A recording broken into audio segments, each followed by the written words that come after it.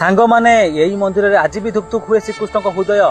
श्रीकृष्ण मृत्यु पर जितेबाला अंतिम संस्कार करागला तो अग्नि में सबकि जलीगला कि हृदय जलिलानी धुक धुक होता आउ प्रचंड रश्मि बाहरला ताकू ही नीलमणि आ ब्रह्म पदार्थ कहुए। तो पांडव मैंने श्रीकृष्ण हृदय को समुद्र में विसर्जन करदे। समुद्र में पहुंचला पर से हृदय विराट निम गचर एक महामेरु पाटिगला आउ भासी भासी से आम ओडिशार समुद्र कूल पहुंचला। एक राति आम ओडिशार राजा को स्वप्न आसला आउ से स्वप्न देखिले श्रीकृष्ण हृदय समुद्र कूल जो महामेरु काठटी अच्छी तो से श्रीकृष्ण हृदय अच्छी।